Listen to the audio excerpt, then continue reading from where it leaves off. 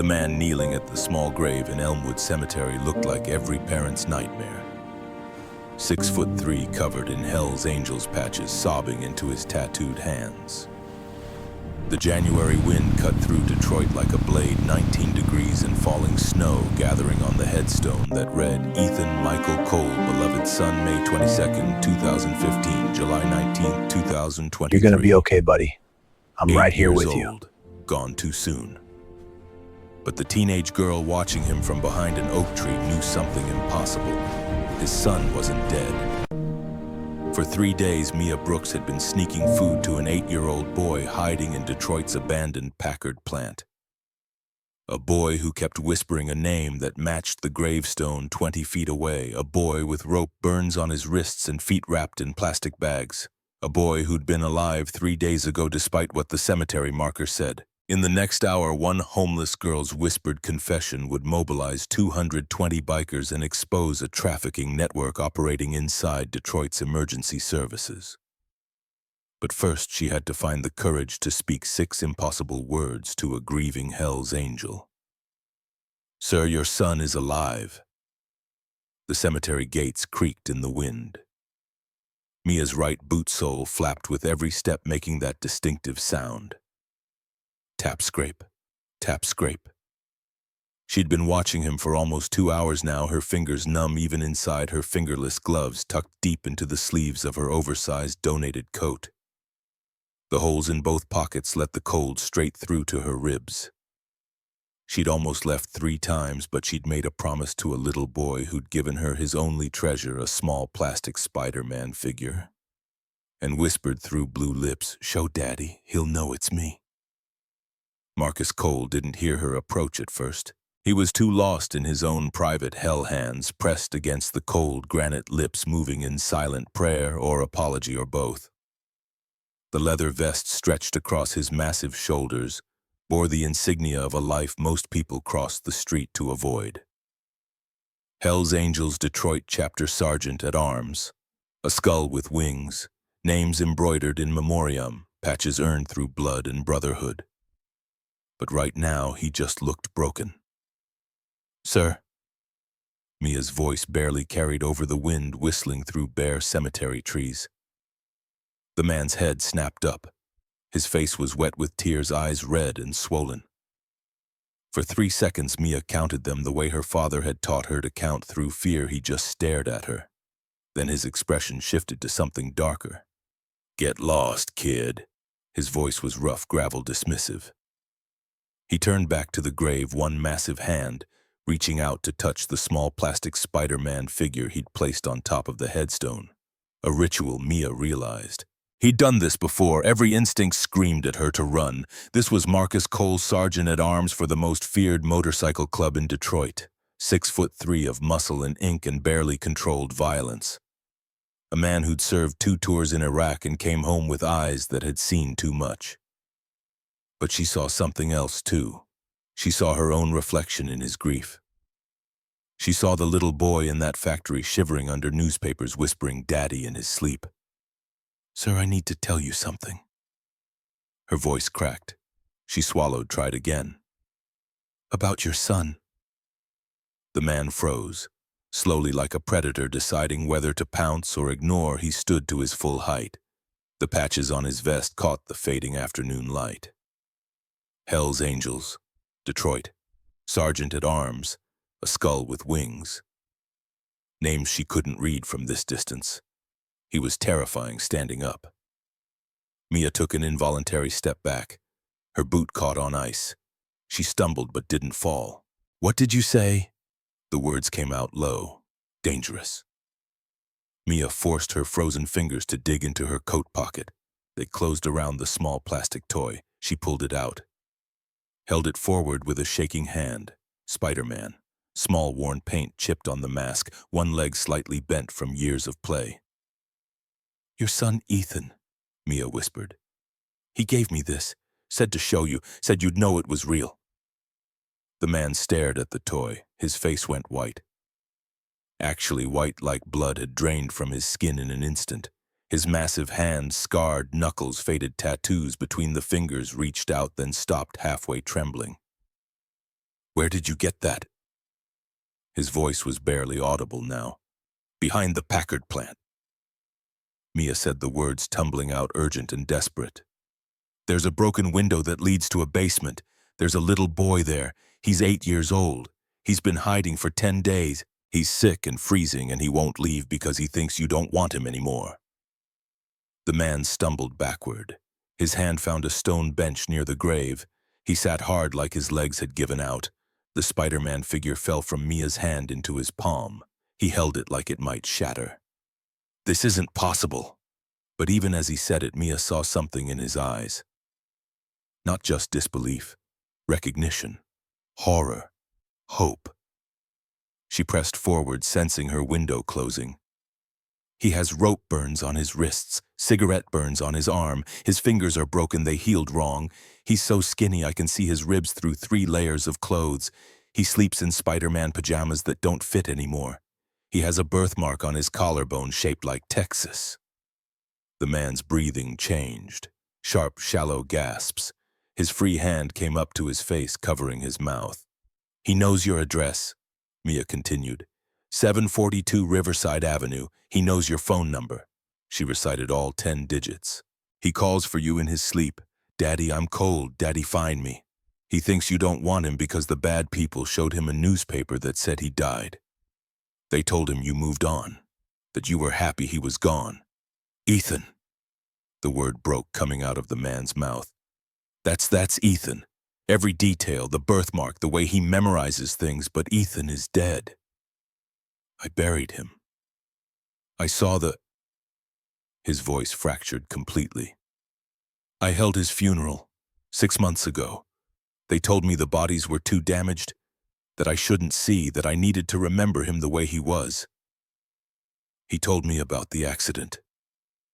Mia said, words coming faster now, racing against the disbelief in his eyes. 6 months ago, right, July 19th. He said the ambulance man gave him a shot and everything went dark. When he woke up, he was in a basement with other kids. They told him you didn't want him, that you'd moved on. They hurt him when he wouldn't stop asking for you. He escaped on January 15th, but he's too scared to go to police because they said they'd kill you if he told anyone. The man was shaking now. This massive biker, this Marine veteran, this Hell's Angel sergeant shaking like a leaf. He's been eating rats to survive, Mia whispered. He's coughing so hard I think his ribs are broken. He's dying, sir. He's dying, waiting for you to find him. For 5 seconds, nothing moved. The man sat on the bench, the toy Spider-Man clutched in his fist, tears streaming down his face. The wind picked up, sending snow devils swirling across the cemetery grounds. Then he surged to his feet, grabbed Mia by both shoulders. She flinched, but he was gentle despite the urgency. Where exactly where? Packard Plant, East Side, Building 3.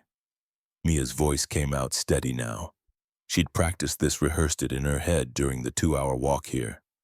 There's a steam tunnel entrance with a broken fence. Follow the tunnel to the basement level. Turn left at the junction, 3rd door. It's blocked with debris, but there's a gap at the bottom. He's in the maintenance closet behind that door. The man released her, pulled out a phone with hands that shook so badly he almost dropped it. He dialed, put it to his ear. V-Rex. His voice was command now, urgent but controlled. I need every brother we've got. Full patch prospects, hangarounds, everyone. Packard Plant, East Side, now. A pause. Mia could hear a voice on the other end questioning. V-Rex, listen to me. The man's voice cracked again. My son might be alive. I know how it sounds, I know. But I'm looking at his Spider-Man right now, the one that was supposed to be buried with him. And this girl is telling me things only Ethan would know. We need everyone. We need them now, please. Another pause, shorter this time. Thank you. I'm heading there now. I'll explain everything when you arrive. He ended the call, looked at Mia with eyes that held 1,000 emotions she couldn't name. Get on the bike. You're taking me there right now. Mia had never been on a motorcycle before. She'd certainly never been on one driven by a Hell's Angel who'd just learned his dead son might be alive. But she climbed on behind him, wrapped her arms around his leather vest, and held on as the Harley roared to life beneath them. The cemetery gates disappeared behind them at a speed that should have terrified her. But all Mia could think about was Ethan's face 3 days ago, how he'd looked at her with those huge green eyes and whispered, "If you find my daddy, tell him I'm sorry I ran away. Tell him I didn't mean to disappear. Tell him I love him." She was about to deliver all 3 messages. The ride took 7 minutes. 7 minutes of Mia clinging to this stranger, the winter wind cutting through her inadequate coat like knives, the engine vibration numbing her already frozen legs. They flew through red lights wove between cars. The man drove like the road belonged to him, which given the patches on his back. Maybe it did. Building 3 of the Packard plant rose before them like a skeletal giant. 3.5 million square feet of abandoned automotive history. Detroit's most famous ruin. Broken windows gaped like missing teeth. Graffiti covered every surface that could hold paint. The setting sun cast long shadows through the empty window frames, making the whole structure look like it was on fire with darkness. The Harley skidded to a stop near the east side fence. The man Mia realized she didn't even know his name was off the bike before the engine fully died. But he paused, turned back to her. "What's your name?" His voice was different now. Not gentle exactly, but human. Like he'd remembered she was a person, not just a messenger. "Mia Brooks. I'm Marcus." He extended his hand. She shook it. His palm dwarfed hers. "Marcus Cole. And if you're right about this, if my son is really in there, I don't have words for what you've just done." "He's there," Mia promised. "I brought him food yesterday. Hot soup in a thermos I stole from the community center. He could barely hold it. His hands were shaking so bad from the cold." Marcus's jaw tightened. He turned to the fence, found the break Mia had described, and ducked through. She followed her boots, 2 small toes cramped, slipping on ice inside the fence line. Marcus's hand shot out, steadied her. Then they were running. The steam tunnel entrance was exactly where Mia had said. Broken concrete steps leading down into darkness. Marcus pulled out his phone, used the flashlight function. The tunnel stretched ahead, pipes overhead, dripping water that had frozen into icicles. Their breath came out in white clouds. "Left at the junction," Mia said, her voice echoing off tile walls. "Then 3rd door." They reached the junction, turned left. The corridor here was narrower, more claustrophobic. Mia counted doors. 1, 2, 3. The 3rd door was partially blocked, just as she'd described. Someone had pushed an old filing cabinet against it from the outside, but there was a gap at the bottom, maybe 2 feet high. Mia had squeezed through 3 times before. Marcus was significantly larger. "Ethan." Marcus's voice cracked on the name. "Ethan, buddy, it's Daddy. Can you hear me?" Silence. Just the drip, drip, drip of water somewhere deeper in the building. Then so soft Mia almost missed it. "Daddy." Marcus made a sound Mia had never heard a grown man make, something between a sob and a gasp. He grabbed the filing cabinet with both hands and shoved. Metal screamed against concrete. The cabinet moved 6 inches, then a foot, then toppled sideways with a crash that echoed through the entire basement. The door swung open. The maintenance closet was exactly 8 feet by 8 feet. Mia knew because Ethan had counted the tiles out loud to calm himself down. 1 small window broken, covered with cardboard, concrete floor, pipes overhead, and in the far corner, buried under newspapers and 1 thin blanket, the one Mia had given him, was a small shape. Marcus dropped to his knees at the entrance. He didn't go in, didn't crowd the space. "Ethan." His voice was gentle now, barely above a whisper. "Buddy, it's really me. It's Daddy." The shape moved. Newspapers rustled.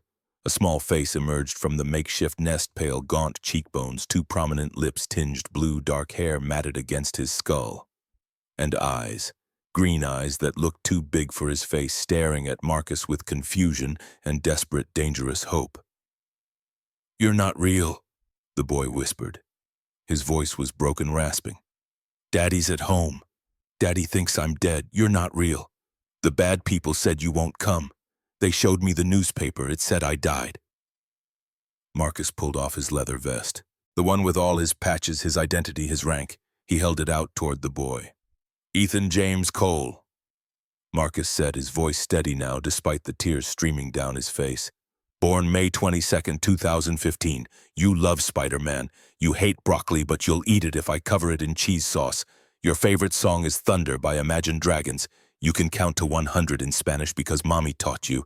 You have a birthmark on your collarbone shaped like Texas, and you used to tell everyone Texas chose you special. The boy's breathing changed, faster, shallower. When you were 5, Marcus continued, I bought you a 2-pack of Spider-Man figures. You named them Peter and Parker. You said they were best friends like you and me. You took them everywhere. You were holding one when we crashed. When I woke up in the hospital, they told me you were gone. They told me you were with Mommy now. Mommy. The word came out of Ethan like a wound opening. Where's Mommy? The bad people won't tell me where Mommy is. Marcus's face crumpled, but he held it together. Mommy's in heaven, buddy. The accident, Mommy didn't make it, but you did. You survived, and I've been looking for you. I've been missing you. I've been dying without you. Ethan stared at him, at the vest, at Mia standing behind Marcus, back to Marcus's face. Say the thing, Ethan whispered. If you're real, say the thing we always say. Marcus didn't hesitate. Bear hugs are the best hugs, because bears are strong. Ethan continued, his voice shaking. And keep their cubs safe, Marcus finished. For 3 seconds, nobody moved. Then Ethan was scrambling out of his newspaper nest, dragging Mia's blanket with him, plastic bags still duct-taped to his feet, making crinkling sounds on the concrete. He stopped 2 feet from Marcus, swaying like he might fall. Marcus opened his arms, waited, let Ethan choose. Daddy, Ethan's voice was so small. Are you real? I'm real, buddy. I'm here, and I'm never letting you go again. Ethan fell forward. Marcus caught him, wrapped him in the leather vest first, then in his massive arms. The boy disappeared against his father's chest, his small body racked with sobs that sounded like they'd been locked inside for 6 months.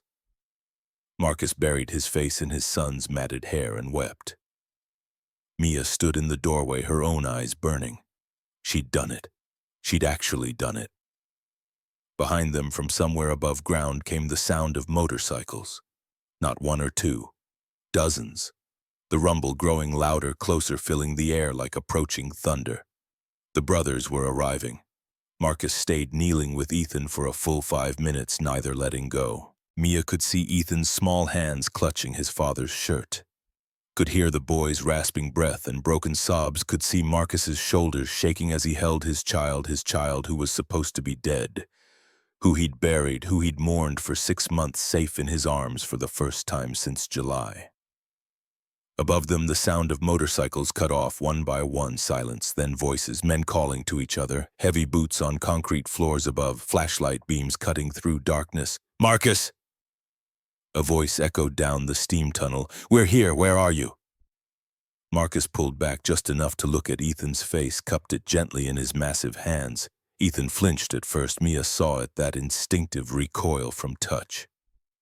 6 months of abuse didn't disappear in 5 minutes.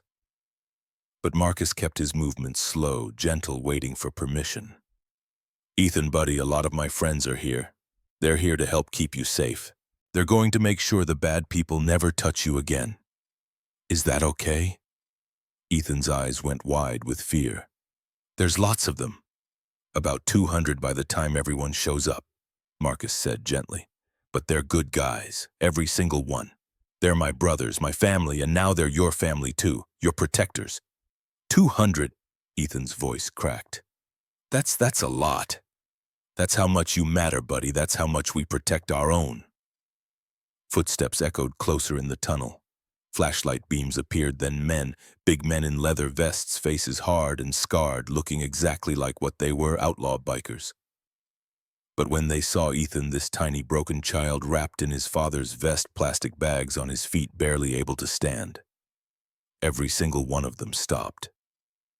Mia watched their expressions shift, saw hardness become gentleness in real time. The first man to reach them was older, maybe 60, gray beard down to his chest. His patches read President and V-Rex. Jesus Christ, Marcus. His voice was rough with emotion. This is my son. Marcus's voice was fierce protective. This is Ethan, and someone's going to pay for what they did to him. V-Rex knelt slowly, putting himself at Ethan's eye level. Hey there, Ethan. I'm Victor, but everyone calls me V-Rex. I've known your daddy for 15 years. We're going to get you somewhere warm and safe, okay? Somewhere the bad people can't reach. Ethan looked at his father. Marcus nodded. Only then did Ethan nod back. Another man appeared, this one younger, but with the calm, assessing eyes of medical training. But then a woman pushed through the crowd of men, her patches reading Sergeant at Arms and Warren. I'm Patricia, she said, her voice gentle but professional. Former Army nurse. Ethan, honey, I'm going to check to make sure you're okay enough to move. Is that all right with you? Ethan clutched his father tighter, buried his face against Marcus's chest. Can Daddy stay? Came his muffled voice.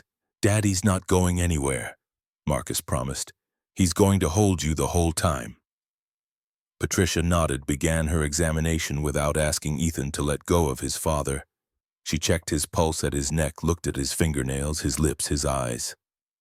When he finally glanced at her, she asked quiet questions about pain. Noticed the rope burns, the cigarette burns, the bent fingers. Her face stayed professionally calm, but Mia saw her jaw tighten with each new injury she documented. He needs a hospital, Patricia said finally. Pneumonia developing in both lungs, definite malnutrition. I'd say he's lost about 20 pounds, possible frostbite on his toes. These injuries need proper examination and treatment, but he's stable enough to move. We should do it now before the cold gets worse. I'm calling an ambulance, another biker said, pulling out his phone. No, Marcus's voice was sharp, immediate. Everyone looked at him. No ambulances, not until we know who's involved. V-Rex stepped closer, concern creasing his weathered face. Marcus, he needs medical attention. And he'll get it. But think about what this girl just told me. Marcus turned to Mia. Tell them what Ethan told you about the accident. Mia swallowed. 20-plus bikers were staring at her now, waiting. She was 15, homeless, wearing a coat with holes. She looked like nothing, but they were listening like she mattered. Ethan said, she began, voice shaking, that after the car crash a paramedic gave him a shot. That's the last thing he remembers before waking up in a basement. He said they showed him a newspaper saying he died. They told him his dad didn't want him anymore. They kept him for... She looked at Ethan. How long did they keep you, buddy? Ethan's face was still pressed against Marcus's chest, but he held up his fingers. All 10, then all 10 again, then all 10 again. He did it 18 times before stopping, then added 4 more fingers. 184 days, Marcus said, his voice hollow. They've had him for 184 days, since July 26th, a week after the accident. V-Rex's expression went dark. Marcus, are you saying... I'm saying someone in emergency services declared my living son dead and gave me someone else's body to bury. I'm saying there's a trafficking network operating in this city using official channels. And I'm saying we're going to find every single person involved and make sure they never see daylight again. A man stepped forward, his bearing suggesting former law enforcement even before Mia saw his patches. I'm Reaper, he said. Used to be Detroit PD. If what you're saying is true, we need to be smart about this. Evidence. Documentation.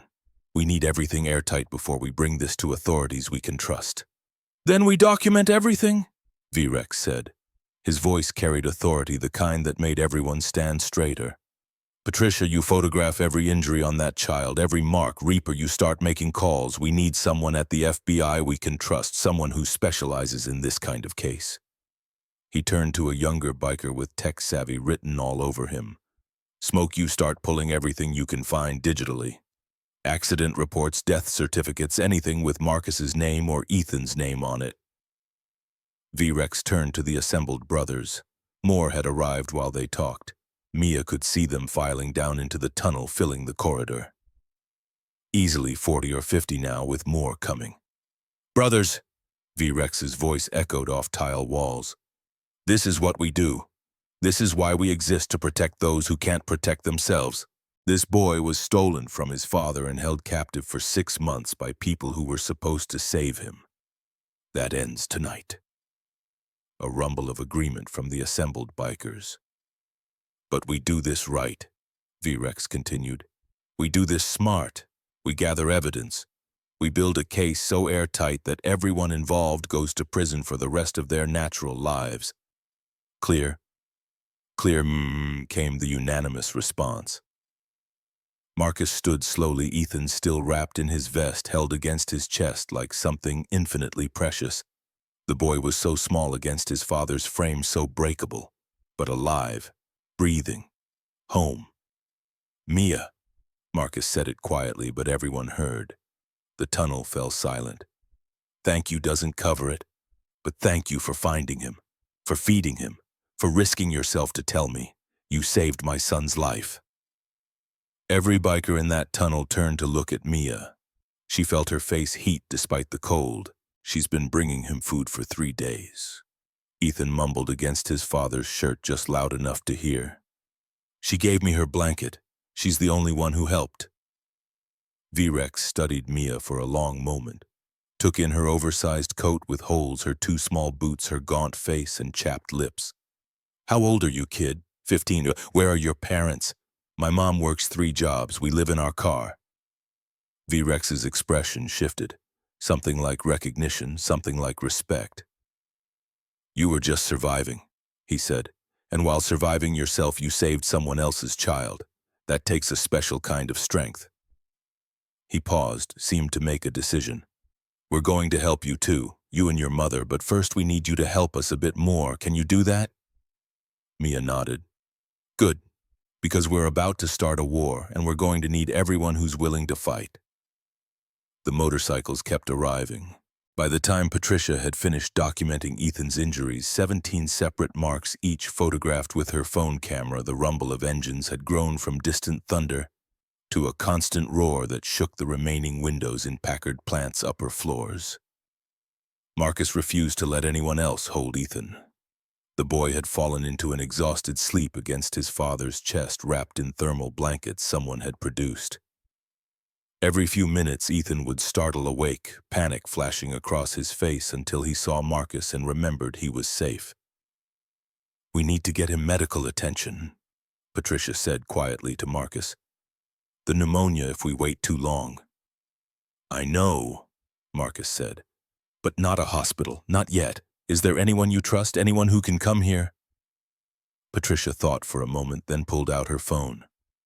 Dr. Hunt. He's done work for the club before, discreet, excellent, and he owes me a favor. She made the call, spoke quietly for a few minutes, then hung up. He'll be here in 30 minutes. He's bringing everything he needs. While they waited, Reaper worked his contacts. He'd been Detroit PD for 12 years before leaving over corruption issues. He still knew which cops were clean, which federal agents could be trusted. His phone call lasted 15 minutes. When he hung up, he looked at V-Rex and Marcus. I've got someone at the FBI, Sarah Caldwell. I went through the academy with her. She's been with their trafficking division for 18 years. She's solid and she's interested. How interested? V-Rex asked. Interested enough to drive out here tonight if we can give her enough to justify opening an investigation. We'll have it, Marcus said grimly. Smoke had set up his laptop on a makeshift table, a piece of plywood balanced on cinder blocks. His fingers flew across the keyboard, pulling up databases, cross-referencing information. Got the accident report, he said. July 19, 2023. Head-on collision I-94. 2 fatalities reported at scene: Jennifer Cole, age 32, and Ethan Cole, age 8. 1 critical: Marcus Cole, age 34, transported to Detroit Receiving Hospital. He clicked through several screens. First responder supervisor was Victor Castellano, 26 years with Detroit Fire Department, multiple commendations. He's the one who declared both Jennifer and Ethan deceased at the scene. Marcus's grip on Ethan tightened slightly. The boy stirred but didn't wake.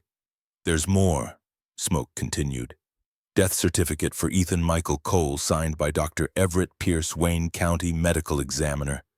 But here's what's weird: the certificate was electronically signed at 3:22 a.m. on July 20th. less than 4 hours after the accident. That's fast, Patricia observed. Death certificates usually take at least 24 hours, sometimes 48. Exactly, Smoke said. And the body release authorization, the paperwork that lets a funeral home take custody, was signed by Castellano himself. That's highly irregular. That's supposed to be the ME's job, not a paramedic's. Reaper leaned over Smoke's shoulder, studying the screen. Pull up Pierce's case history. I want to see if there's a pattern. Smoke typed, waited, then went very still. Pierce has been recommending closed casket in 38% of his cases over the past 12 years. Department average is 23%. Cross-reference with Castellano, Reaper said. More typing. Then Smoke looked up, his face pale. 28 matches. Cases where Castellano was first responder and Pierce recommended closed casket. All children, all single-parent or low-income families. The weight of those words settled over everyone like a shroud. 28 children, Marcus said softly. How many of them are still alive? How many families are like me? V-Rex placed a hand on Marcus's shoulder. We're going to find out, and we're going to bring every single one of them home. Dr. Garrison Hunt arrived exactly 30 minutes later, 72 years old, carrying a leather medical bag that looked like it had been through several wars.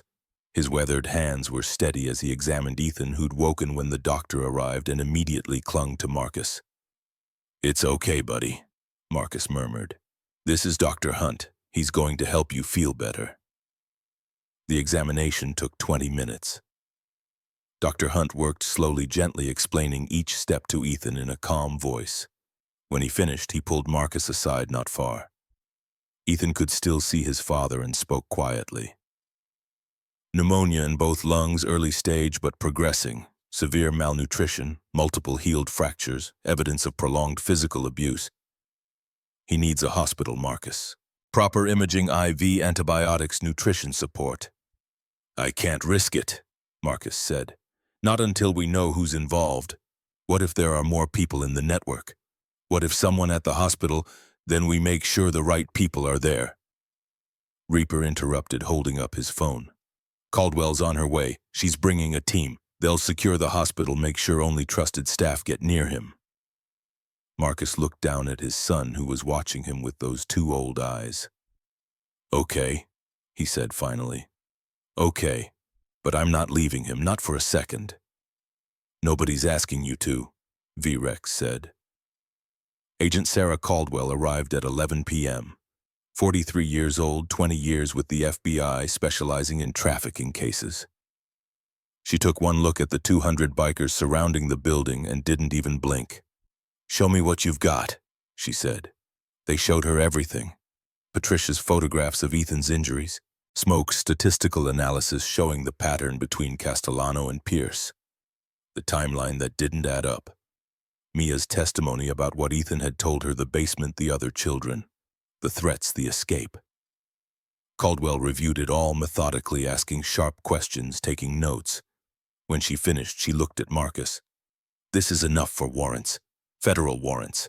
If what you're telling me is true, we're looking at conspiracy to traffic minors, multiple counts of kidnapping, corruption, fraud. These people are going to prison for the rest of their lives. When can you move? Marcus asked. I need to brief my team, get the warrants signed, coordinate with local law enforcement we can trust. We'll hit them at 6 a.m. tomorrow. Simultaneous raids, Castellano, Pierce, and anyone else we identify tonight. She paused, looking at Ethan asleep in Marcus's arms. But first we get that boy to a hospital. I'll have agents escort you. Federal protection starts now. The convoy to Children's Hospital left at midnight. One ambulance, Marcus and Ethan inside with Patricia, Agent Caldwell in an FBI vehicle, and 87 Hells Angels riding escort. The streets of Detroit had never seen anything like it. Cars pulled over, people stopped to stare. The rumble of engines was a promise this child was protected. This child would never be alone again. Mia rode on the back of Wrench's bike.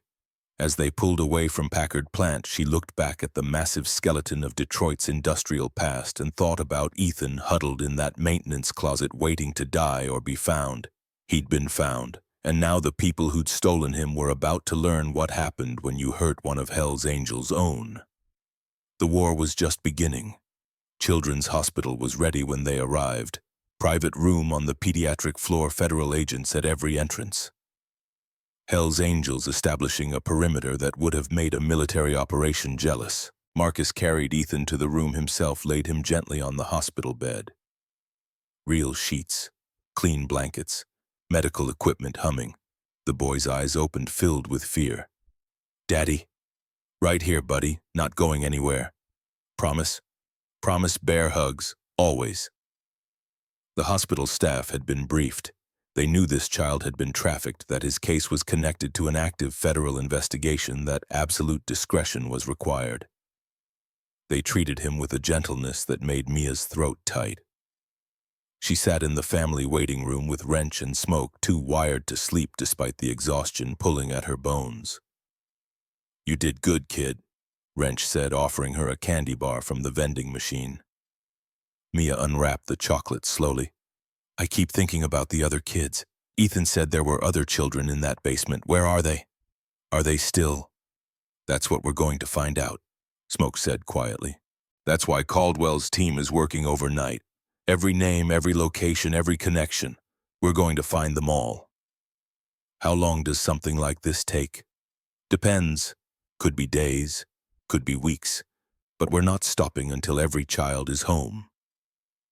Mia ate her candy bar in silence, thinking about the past 72 hours. 3 days ago, she'd been nobody. Invisible. A homeless kid scavenging for copper wire to sell. Now she was sitting in a hospital waiting room surrounded by Hell's Angels who called her Little Hawk and treated her like family. "My mom's going to be so mad when she finds out what I did," Mia said suddenly. Wrench snorted. "Your mom's going to be proud. Terrified, yeah, but proud." At 4:30 a.m., Marcus emerged from Ethan's room. Patricia had finally convinced him to shower and change clothes. There was a raid happening in 90 minutes, and Caldwell had agreed to let him be there, but only if he could stay composed. He found Mia curled up on a waiting room chair, using her coat as a blanket. "Hey," he said softly. She jerked awake, that hypervigilance of someone who'd spent too long sleeping in unsafe places. "How's Ethan?" "Sleeping, breathing easier. The antibiotics are already working." Marcus sat down heavily. "I wanted to talk to you before I go." "Okay. What you did?" His voice caught. He cleared his throat, tried again. "What you did took more courage than anything I've seen, including 2 tours in Iraq. You risked everything for a kid you didn't know. That makes you family now. Hell's Angels take care of family. Whatever you and your mother need, we're going to make sure you get it. That's not charity, that's a debt, and I always pay my debts." Mia felt tears prick her eyes. "I don't know what to say." "You don't have to say anything, just let us help you." Before she could respond, his phone buzzed. A text from Caldwell, time to move. Marcus stood. "I have to go, but when I get back, we're going to figure out how to make your life better." "Deal. Deal." The raids began at precisely 5:59 a.m. across 3 locations. Team 1 hit Victor Castellano's residence in suburban Detroit. Marcus stood 50 feet back, V-Rex beside him, watching as FBI agents surrounded the modest 2-story colonial. 5:03 a.m. The knock. "Victor Castellano, FBI, we have a warrant for your arrest." 3 minutes of silence. Then lights flickered on. Movement behind curtains. The door opened. Castellano stood there in his bathrobe, looking confused. Unremarkable features, gray at the temples. He could have been anyone's neighbor. The kind of man who'd been trafficking children for over a decade. 2 agents moved forward, read him his rights, placed him in handcuffs. He didn't resist. As they walked him to the FBI vehicle, his eyes scanned the street, saw the Hell's Angels, saw the bikes. Then his gaze landed on Marcus. For 3 seconds, their eyes locked. And Castellano smiled. Not a big smile, just a slight curve of the lips. The smile of a man who knew he'd caused irreparable damage and took satisfaction in it. Marcus lunged. V-Rex caught him, arms like steel bands around his chest. Not worth it, brother. Let the law handle him. Marcus was shaking with rage, but he forced himself to breathe, to stand down, to watch as they put Castellano in the vehicle and drove away. It's done, V-Rex said. He's going to prison for the rest of his life. Team 2 hit Dr. Everett Pierce at the Wayne County Medical Examiner's office. Night shift alone in an autopsy suite. He tried to destroy evidence, laptop smashed, files burning, but the FBI digital team recovered everything. He resisted arrest. 2 agents were injured subduing him. Additional charges: assault on federal officers, destruction of evidence. Team 3 found Sandra Oaks trying to flee. Her Mercedes was packed, engine running. Suitcase with $47,000 in cash. Forged passport. Plane tickets to the Cayman Islands departing at 7 a.m. She was 2 hours from disappearing forever. By 7:30 a.m., 3 of the 4 primary conspirators were in federal custody. The 4th officer, Derek Mason, Detroit PD, had gone to ground. An APB was issued.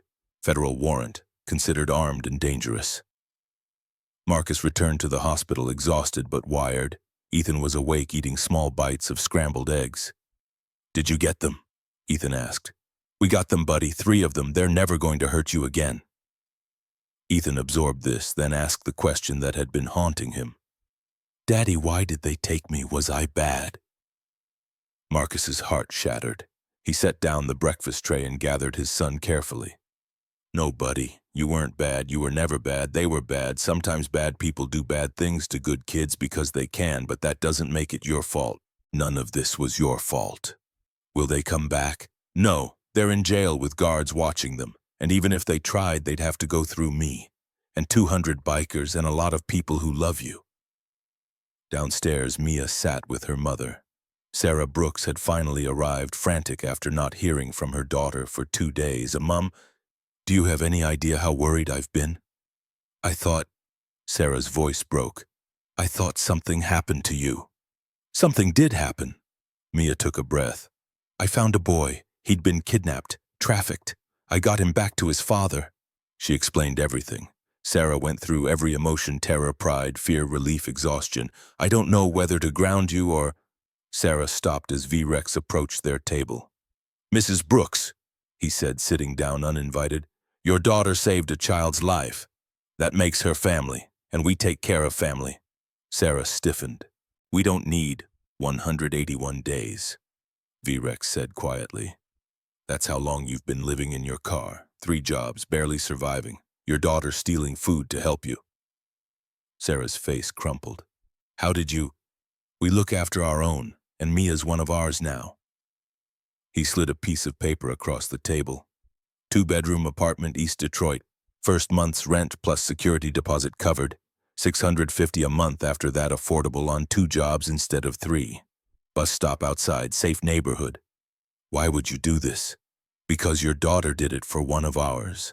That's how brotherhood works. Sarah looked at the paper, then at Mia, then back at V-Rex. I don't know what to say. Say yes. Give yourself a chance to breathe. Give your daughter a chance to go back to school. Give both of you a chance at something better. Sarah's hands shook as she picked up the paper. Okay, she whispered. Okay, yes. By noon, Derek Mason had been apprehended at the Canadian border. Federal charges of fleeing prosecution added to his list of crimes. All 4 primary conspirators in custody, but the real work was just beginning. Agent Caldwell's team was following the money, tracking the network, building the case. And Castellano, facing multiple life sentences, had started talking. The video call came at 2 p.m. Caldwell set it up in a hospital conference room. Marcus was there. V-Rex, Reaper, Smoke, Patricia, and Mia. Her testimony was crucial. Castellano appeared on screen, orange jumpsuit, handcuffs, looking significantly less confident. Mr. Cole, he said. You've got 60 seconds, Marcus replied coldly. I know where 6 children are, right now, alive. But if you don't find them in the next 12 hours, they'll be moved to a cargo ship, Port of Detroit, 8 p.m. tonight. After that, they're gone forever. The room went still. What do you want? Caldwell asked. Immunity. Full federal witness protection. Absolutely not, Marcus said flatly. Then those kids die. Marcus's hands clenched into fists. Every instinct screamed to refuse, but 6 children, 6 more Ethans. Before he could respond, a small voice came from behind him. Don't let other kids hurt like me, Daddy. Everyone turned. Ethan stood in the doorway, hospital gown hanging off his thin frame IV pole in one hand. Buddy, you should be resting. There was a girl, Ethan said, looking at the screen. Sophie. She cried for her mama. If you know where she is, you have to tell. Castellano stared at Ethan, really looked at him, saw the gaunt face, the scars, the result of what he'd done. I have a daughter, Castellano said quietly. She's 8, same age as you. His voice cracked. I told myself I was saving kids, placing them with families who wanted them. But seeing you, he looked at Marcus. You never stopped looking. Most parents moved on. That's what a real father does. Where are they? Marcus asked. Castellano gave 6 addresses: warehouse at Industrial Drive, apartment in Dearborn, storage facility, suburban home, motel, daycare basement. They're being moved tonight, 8 p.m. After that, you'll never find them. Caldwell looked at Marcus. I can offer reduced sentence, not immunity. He'll still go to prison, just might see freedom before he dies. Marcus looked at his son, at Mia, at the brotherhood surrounding him. Make the deal. Get those kids. The next 6 hours were a coordinated federal operation across 6 locations. By 4 p.m., 11 children had been recovered, ages 5 to 12, various conditions, all showing trauma, all alive. Sophie Bennett was at the Industrial Drive warehouse. When they brought her out, her first words were, "Is Ethan okay?" When they told her yes, she smiled through her tears. By 6 p.m., Castellano had given them everything: names, bank accounts, communication methods, 14 arrests across 3 states. 8 adoptive families charged with purchasing trafficked children. 25 children total recovered over the course of 1 week. 25 families getting impossible phone calls. Your child is alive. The reaction videos went viral. Parents collapsing, screaming with joy. One mother fainted. Another father fell to his knees and wept. Mia watched the news coverage with Ethan, who'd been allowed to stay up. When Sophie appeared on screen, Ethan smiled. She's safe. She's safe, Mia agreed. Because of you. Because of you, Ethan corrected. You found me. You saved everyone. By midnight, exhaustion claimed everyone. But in hospital rooms across Detroit, 25 children slept safely. And the trafficking network that had operated for 13 years was finally dismantled. The work wasn't over. There would be trials, testimony, sentencing, but tonight they could rest knowing they'd won the first battle. Marcus sat beside Ethan's bed holding his son's hand. What happens now? Ethan asked sleepily. Now we heal, Marcus said. Now we go home. Now we live. Promise bear hugs. Promise bear hugs, always. In the waiting room, V-Rex found Mia with her mother. It's done. All 4 conspirators in custody, 25 kids recovered, network dismantled. Is it really over? Sarah asked. The arrests are over, the healing that takes longer, but they're alive, they're safe, that's what matters. He looked at Mia. You did that, little hawk, one homeless girl who refused to look away. You changed everything. Mia felt tears slip down her face. I just couldn't leave him there. We know, V-Rex said gently. That's what makes you family. The first week in the hospital felt endless. Ethan slept in bursts, waking every few hours with nightmares. Marcus never left his side. Not to shower, not to sleep properly. Just brief moments when Patricia or V-Rex forced him to take care of himself. The physical healing came faster than expected. The antibiotics worked. The pneumonia retreated. Ethan's appetite returned in small increments. 3 bites became 5, became half a meal. But the psychological wounds ran deeper. Dr. Rebecca Foster, the hospital's child psychologist, visited daily. His body remembers how to heal, she told Marcus on day 6. His mind needs more time. The nightmares were the worst. Every night Ethan would wake screaming. Not words, just pure terror. Marcus would gather him close, rock him, murmur the same words. "You're safe, I'm here, you're home." Sometimes it worked quickly, sometimes it took hours. On day 7, a social worker came to assess home safety. Jennifer Carlisle, kind eyes clipboard. "I'm here to help," she said gently, "not to separate families." But Ethan heard the word placement and panicked. "Daddy, is she taking me away?" "No." Marcus's voice was absolute. "Nobody is taking you anywhere. The system failed him." Marcus continued looking at Jennifer. "The system declared him dead and let him be trafficked for 6 months.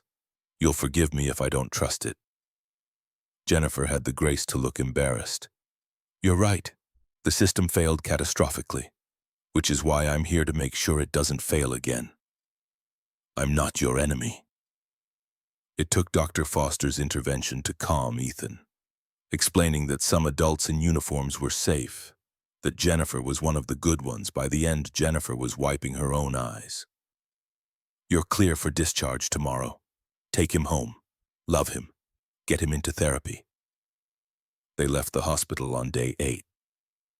January 29th, 8 days after the cemetery. 8 days that changed everything. Home was different now. Marcus had moved them to a new apartment, 2 bedrooms, 3rd floor east side, away from the house with too many memories. Ethan walked through, slowly touching everything. Is this really ours? Really ours. Safe, secure, home. Can I sleep in your room? Tonight, absolutely. Every night until you're ready for your own room. That night, they pushed the twin bed into Marcus's room so Ethan could reach out and touch his father in the dark. The nightmares came anyway, but they were shorter. Dr. Foster became a fixture in their lives. 3 times a week, teaching Ethan breathing exercises, teaching Marcus to recognize triggers. PTSD in children manifests differently, she explained. Regression attachment issues, selective mutism. Ethan's showing all 3. That's normal. That's his brain processing trauma. How long? Months, maybe years. But he's resilient, and he has you. By week 3, Ethan could eat a full meal. By week 4, he'd gained 8 pounds.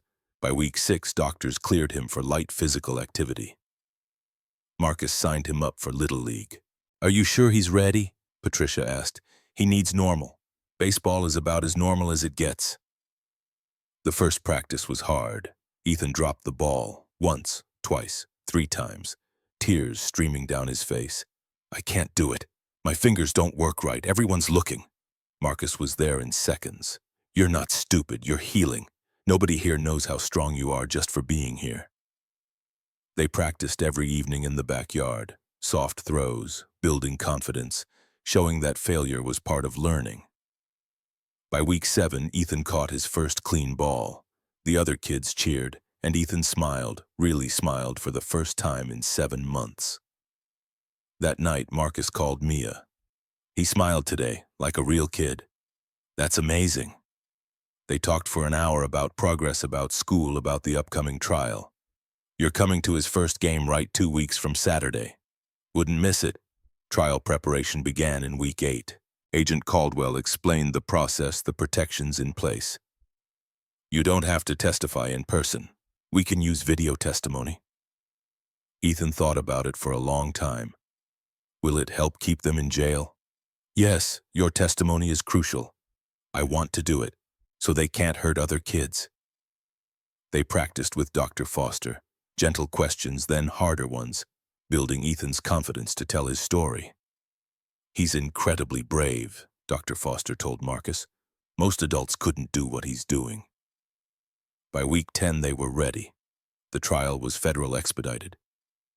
Judge Margaret Brennan presiding, 67 years old, 30 years on the bench, reputation for being tough but fair. The courtroom was packed, victims' families, media, 40 Hells Angels in the back rows. Marcus wore a suit, respect for the court, but his brothers wore their colors. Ethan stayed home with Patricia, but his video testimony would be played. The prosecution's case was overwhelming. 900 pages of evidence, financial records, communication logs, statistical analysis, witness testimony, and the videos. 11 children telling their stories. Ethan's video was played on day 3. The courtroom went silent. Can you state your name? Ethan James Cole. How old are you? I'm 8. I'll be 9 in May. Can you tell me what happened on July 19th? Ethan's hands tightened on his Spider-Man figures. We were in the car, then there was a crash. When I woke up, there was a man in a uniform. He put a shot in my arm. His voice got smaller. When I woke up again, I was in a dark room. They said my mommy and daddy were dead. They showed me a newspaper. They said nobody wanted me. A juror wiped her eyes. For 184 days, I stayed in different basements. They moved me 7 times. They hurt me when I cried. They burned me. They broke my fingers. On-screen tears ran down his face. I escaped on January 15th. I ran until I found the factory. I thought my daddy didn't want me. But then Mia found me and she said Daddy was looking and she brought me back and I was wrong. Daddy never stopped looking. The video paused on his face, tears streaming, but also hope. The defense tried to cross-examine, but Judge Brennan shut it down. That child has been through enough. You have the testimony. Castellano's sentencing came on day 6. The courtroom was packed. Marcus in the front row, V-Rex beside him. Mia wearing her little hawk vest, Sarah holding her hand. Judge Brennan didn't waste time. Mr. Castellano, in 30 years on this bench, I have never encountered a case more disturbing. You were entrusted with saving lives.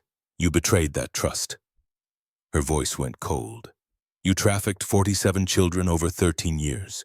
You destroyed families, all while wearing a uniform meant to inspire trust. She lifted her gavel. I hereby sentence you to 8 consecutive life sentences without possibility of parole plus 50 years. You will die in prison. The gavel fell. Someone started clapping, then another, then the entire room stood and applauded. Castellano looked at Marcus once. No smile this time. Just empty recognition that his life was over. Dr. Pierce got 25 years, Sandra Oaks got 18, Derek Mason got 15. Outside the courthouse, Marcus declined every interview except one. How do you feel now that justice has been served? Marcus looked directly at the camera. Justice isn't a feeling, it's a responsibility. We're responsible for protecting those who can't protect themselves. Today we did that, tomorrow we do it again. He paused. And to every parent who's lost a child, don't stop looking. Don't stop asking questions. Trust your gut, because somewhere your child might be waiting. That soundbite went viral. 5 million views by week's end. But in their small apartment, Marcus and Ethan just tried to live. 3 months after the trial, on a warm June day, Ethan had his first real baseball game. The stands were fuller than expected.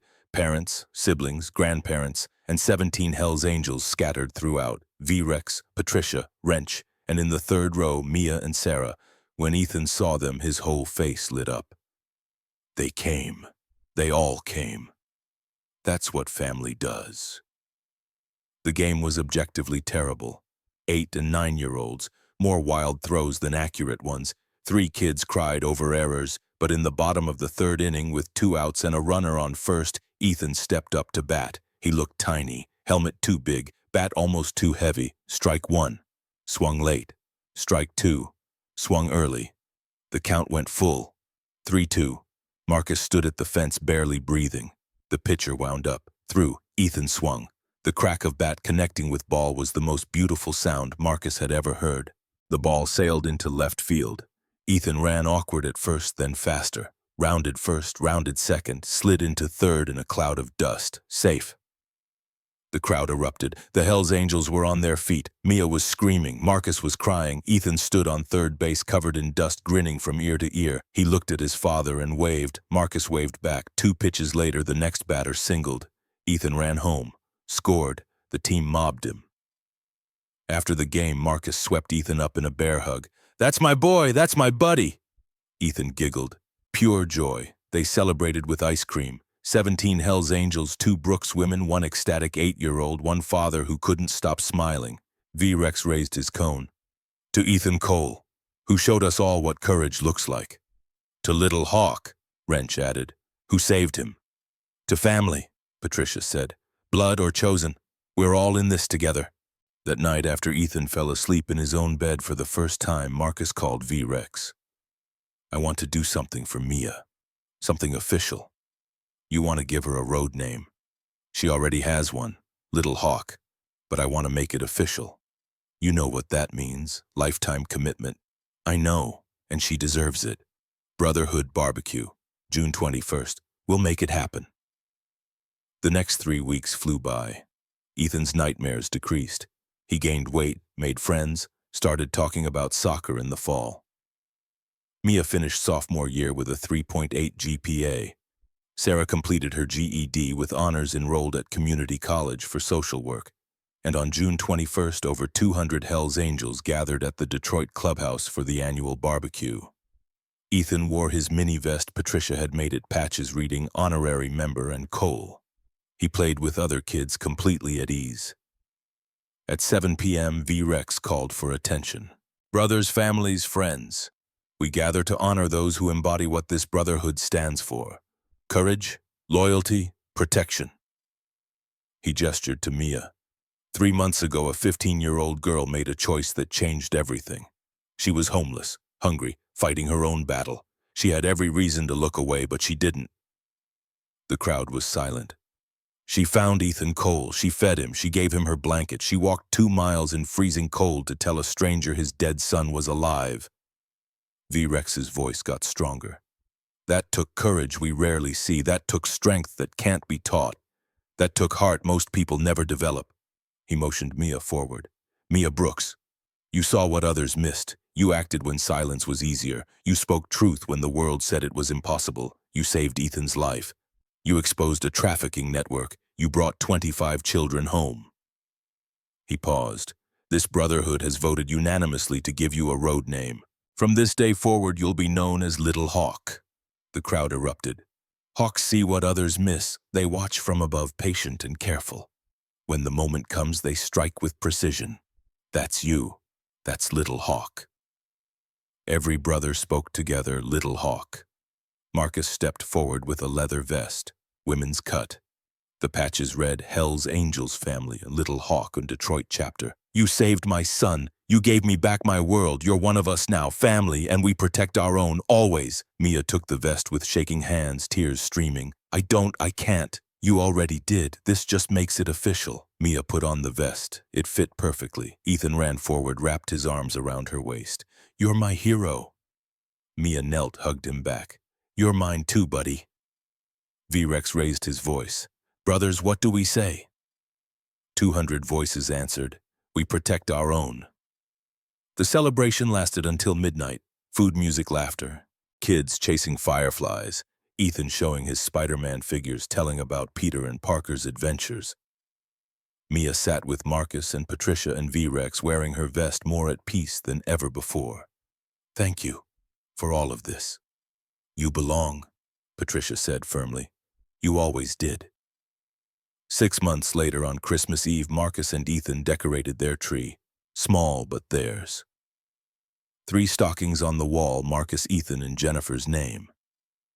Ethan was stronger, 70 pounds, scars fading, nightmares once every few weeks. 4th grade completed, thriving. Dr. Foster had reduced sessions to monthly. The trauma will always be part of him, but it's not defining him anymore. He's just Ethan, a kid who went through something terrible and came out the other side. The doorbell rang. Mia and Sarah arrived with presents and cookies. Merry Christmas, Mia said, wearing her Little Hawk vest over a red sweater. They settled in. Ethan showed Mia his Lego Spider-Man headquarters. Marcus and Sarah discussed Ethan's law. New protections for children, mandatory dual confirmation for death certificates, independent review of closed casket recommendations.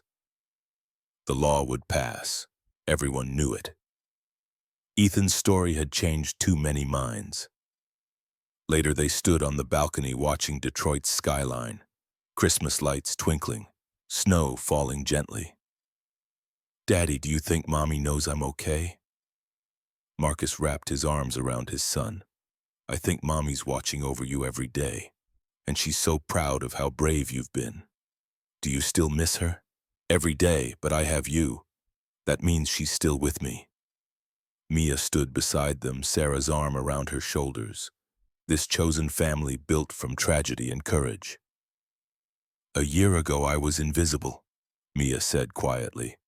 "Then I found Ethan, and I had a choice. Stay invisible and safe or speak up and risk everything. I chose to speak, and it changed everything." Marcus nodded. "That's what courage is, not the absence of fear. Just doing what's right despite it. My dad used to say the world only changes when people choose to care more than they choose to stay comfortable. Your dad was right." They stood until the cold drove them inside. Hot chocolate. Board games until Ethan yawned, put him to bed in his own room. Before turning out the light, Ethan picked up Peter and Parker. "You know what the best part of Spider-Man is?" "What's that?" "He always gets back up, no matter how many times he gets knocked down." Marcus smiled, kissed his forehead. "Just like you. And you, Daddy, you never stopped looking. Because that's what dads do. We never quit. Bear hugs are the best hugs because bears are strong and keep their cubs safe. Always." Ethan fell asleep holding those words close, safe in his own bed with his father in the next room and 25 other children sleeping safe. In the living room, Marcus poured coffee. They sat around the tree. "What happens now?" Sarah asked. "Now we live," Marcus said. "We heal, we help others heal, we make sure this never happens again." He looked at Mia. "You're going to finish high school, go to college, become whatever you want, and we'll be here supporting you. And you, I'm going to be his dad, watch him play baseball, help with homework, all the normal stuff I thought I'd never get to do." He paused. "And work with the other families. Help them navigate healing. We're all in this together." "The walking wounded," Sarah said. "The walking survivors," Marcus corrected. "There's a difference." Finally, Mia stood. "We should go." At the door, Marcus hugged them both. "Merry Christmas, little hawk. Thank you for everything." After they left, Marcus checked on Ethan, breathing easy, face peaceful, Peter and Parker tucked under his arm. He dreamed that night. Not nightmares, he dreamed of Jennifer smiling, of Ethan laughing, of summer days and baseball games and ordinary miracles. He dreamed of a future he'd thought was lost forever. Christmas morning, Ethan jumped on his bed. "Daddy presents. There's a big one from the Brotherhood." Marcus let himself be dragged to the living room. A massive present under the tree, a bicycle with training wheels, red and blue Spider-Man on the frame. Ethan gasped, touched it like it might disappear. "Is it really for me?" "Really for you. From all the brothers. Will you teach me? Every day until you've got it. Promise bear hugs." Marcus laughed, pulled his son close. "Promise bear hugs, always and forever." Outside, snow fell on Detroit. Gentle, peaceful, a blank page. Inside, father and son opened presents, ate too much candy, planned the day ahead. Normal, safe, together. Across the city, 24 other families woke with children they'd thought lost forever. Children healing, children home. All because people chose to care more than they chose to look away. All because brotherhood meant protecting those who couldn't protect themselves. All because courage wasn't the absence of fear, it was doing what was right despite the fear. That was the legacy of Ethan Cole and Mia Little Hawk Brooks and 200 Hells Angels who proved that sometimes the people society fears most are the ones who care the deepest, and in a world that desperately needed more people who cared, that made all the difference. 6 impossible words whispered in a cemetery had saved them all. "Sir, your son is alive.